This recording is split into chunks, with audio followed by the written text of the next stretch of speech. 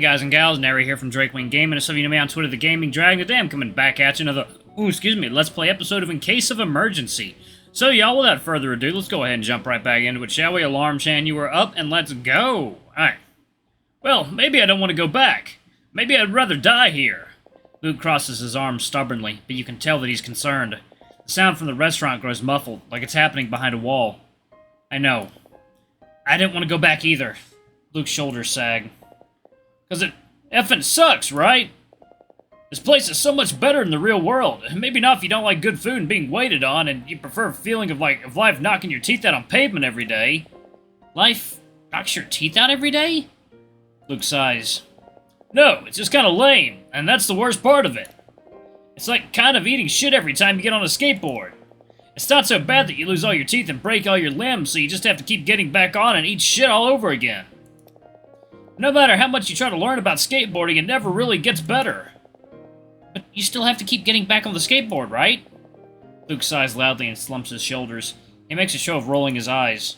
Alright, yeah, I get it. Give me the fucking dildo or whatever. You put your hands together on the shaft, like a sports team in their pre-game huddle. Hocus pocus, there's no place like home, zippity boppity, mippity hoppity, etc., etc. And you feel the world begin to flatten, like it did on the beach.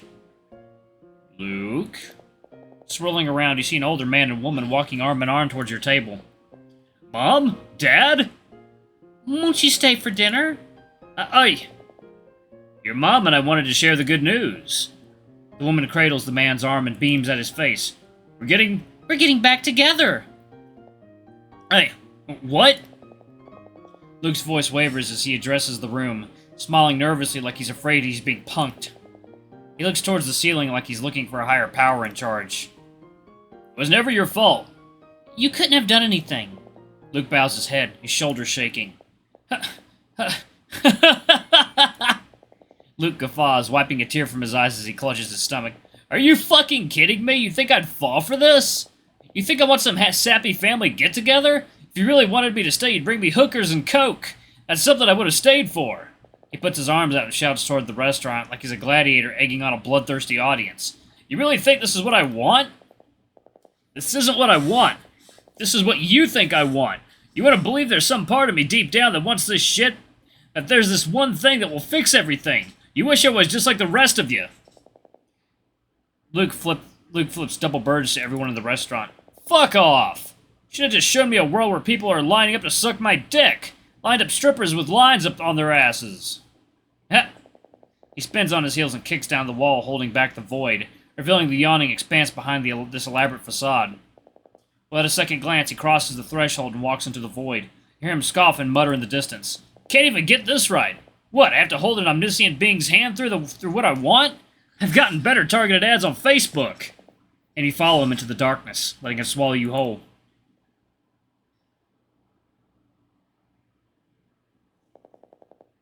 You walk for a period of time somewhere between nothing and forever. At a certain point, the darkness begins to incline upwards until it becomes a vertical slab. You don't realize this until you're already climbing, one hand being thrown over the other. Your arms burn, muscles exhausted after a long day. There's no way to know how far away the surface is until you breach it, your hand disappearing where it catches the surface of the ledge.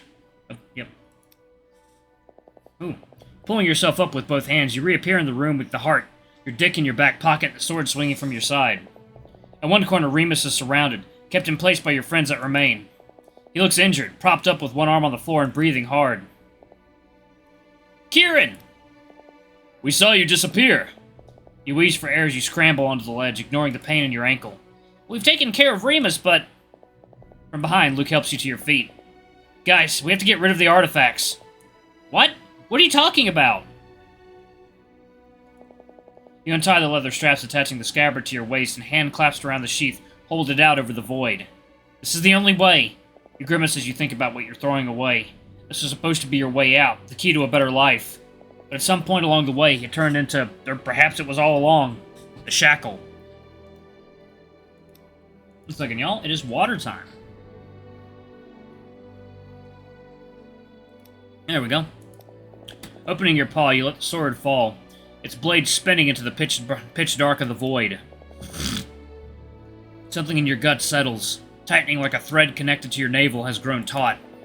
Your friends look at you with concern. You must look like you've lost your mind. Wes is the first to step forward. He swings his shield out of his grip so he holds it by the top of its beveled edge. Kieran, I'm taking your word for this.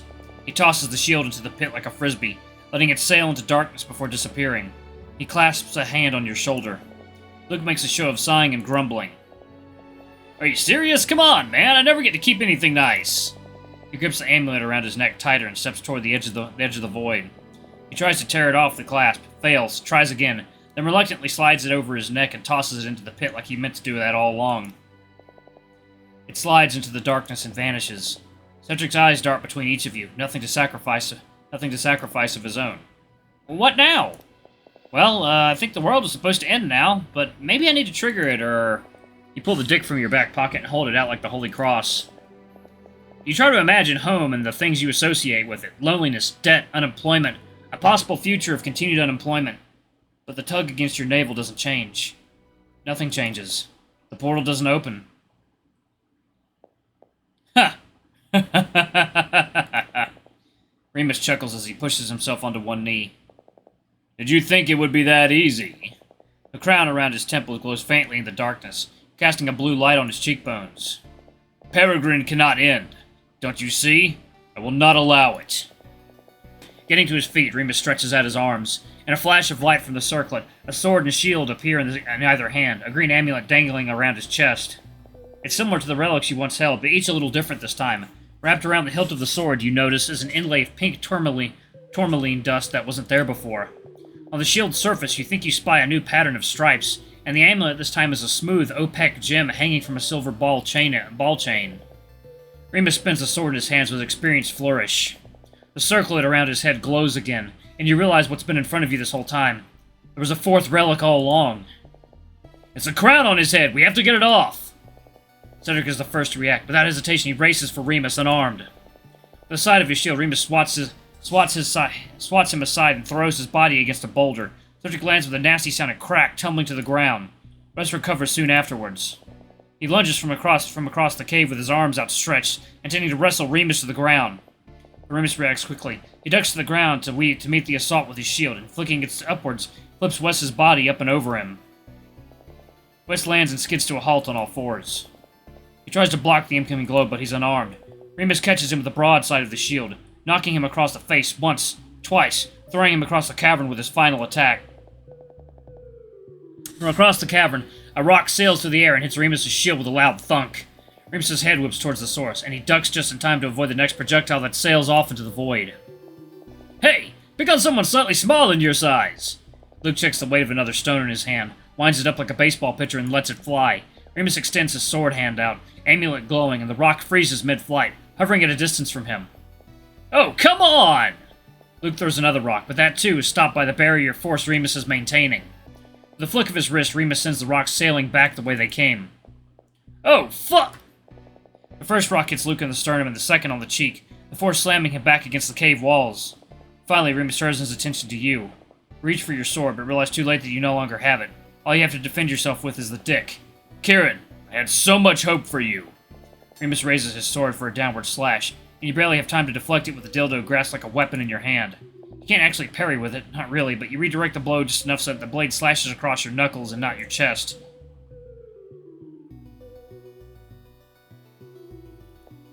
Remus, we don't have to do this! Remus grimaces and comes in for another swing. This one you catch with the balls of the dildo facing outward, stopping the blade on your hilt. Remus' sword catches in the base of the sack and shaft, a centimeter from the delicate skin between your thumb and forefinger. With a grunt of frustration, Remus wrenches his sword free, nearly tearing the dick from your hands.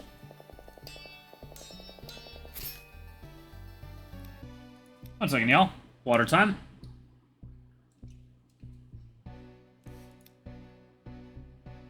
Alright. He clashes with you again and again. You narrowly avoid his strikes with a combination of luck, of lucky parries and footwork, but you know your luck won't hold out. You've had training, but Remus has been doing this for far longer than any of you. Every time you catch an attack with the dick, you can feel just how much stronger he is than you.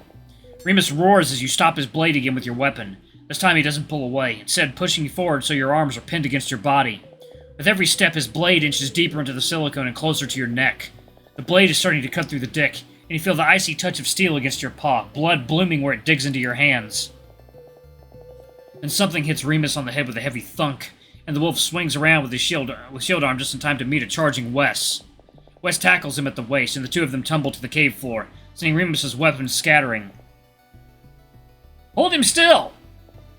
Luke hobbles over, bleeding from a fresh cut on his forehead. He looks uncharacteristically weak without his magic, but he throws his body into the fight anyway, trying to pin down an arm or a leg. Kieran, help! You limp towards the dog pile, your body burning with adrenaline and the tattered dick in your grasp. Remus roars, "No!"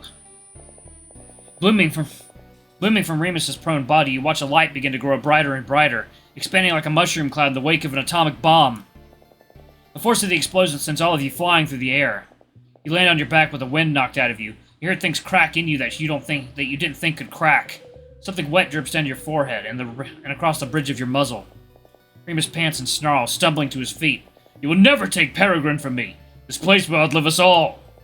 Remus struggles to his feet and picks up the fallen sword from the ground. Gripping his bloodied side, he limps over to you, steel blade dragging along the rock. Get up. You try to right yourself by putting weight on your arm, but a blast of pain fires off in your ribcage, like your organs are trying to skewer themselves on your own splintered ribs.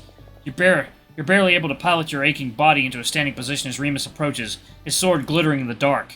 "I won't let you destroy this world!"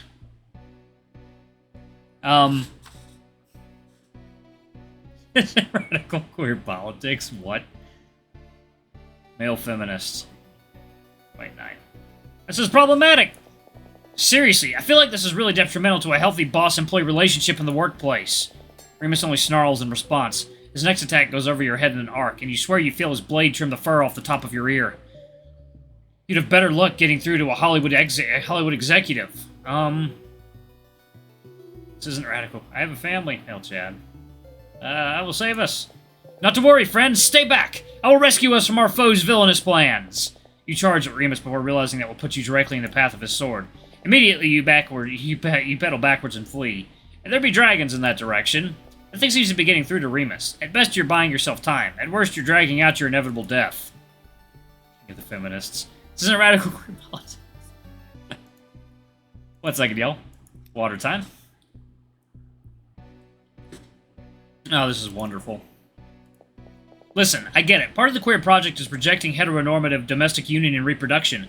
And so if I die, yeah, sure, maybe there's something radical there beyond the mere sustenance of people who happen to hold certain identity categories. Remus thrusts his sword at you in a very phallocentric way. The blade scratches across your thigh, but you're too hopped up on adrenaline to feel if you broke skin or not. It's clear this isn't working. It's obvious you're out of your element, desperately trying to cling to life rafts already being tossed over the edge. Remus, gathering his senses, simply points his sword at your chest and backs you against a wall. You're both huffing with effort, though you have the disadvantage of struggling to breathe against the tip of a sword. Every shallow, rattling breath you take, you can feel your chest press against steel. I'm curious, let's see. I have a family. Please, I have a mother and sister I love. They're smart, strong, competent. If anything, I'm the damsel here. Remus growls as he slashes across your arm, the blade cutting through the sleeve around your bicep. You whimper as you feel the sting of a fresh cut. Clearly someone hasn't been drinking his women-respecting juice. Oh my god. This is an inefficient attack. Well, actually, trying to attack me from this angle is pretty terrible for the leverage you need to pierce armor and my sternum.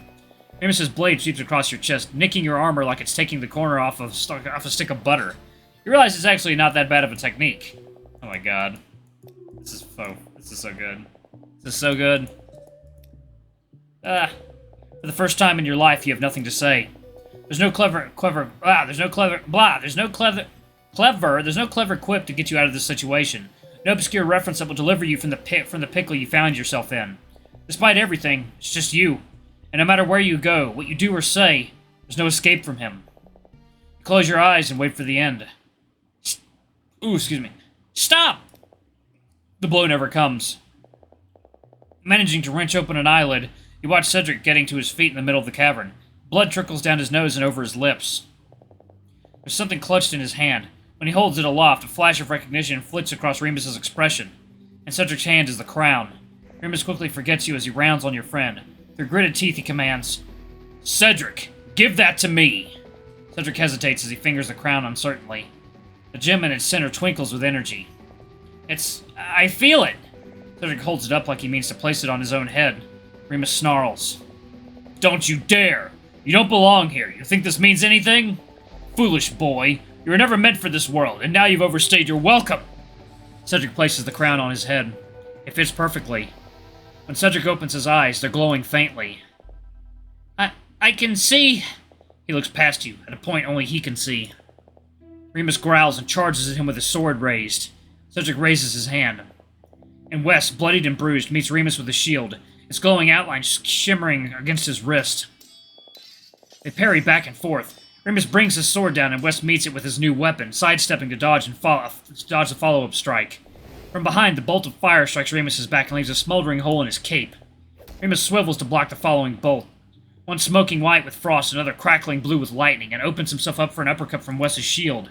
In your own hand, the silicone implement in your grip feels heavier. Looking down, you see a glittering, translucent blade extend from the base of the dildo wad. Remus is fending off attacks on both sides from Wes and Luke. A flash of energy solders his shoulders, and a blow from Wes knocks him backwards. Before you can think, you're there to capitalize on it, your blade arcing across Remus's back. Remus howls, stumbling, and you dart forward to dig the tip of your sword ever so slightly between Remus's shoulder blades. Remus stills. The others surround him, and disarmed, Remus seems to quickly realize that he's out of options. He slowly lets his sword clatter to the floor, and he raises his hands in surrender, dropping to his knees. His broad shoulders rise and fall with his labored breathing. Alright, y'all, I'm actually going to go ahead and pause it right there. Thank you all so much for watching. Don't forget to like, comment, subscribe, ring that notification bell. Leave a super thanks or a tip if you can. It always helps. Until the next video, I love you all. I'll see you next time. Bye-bye!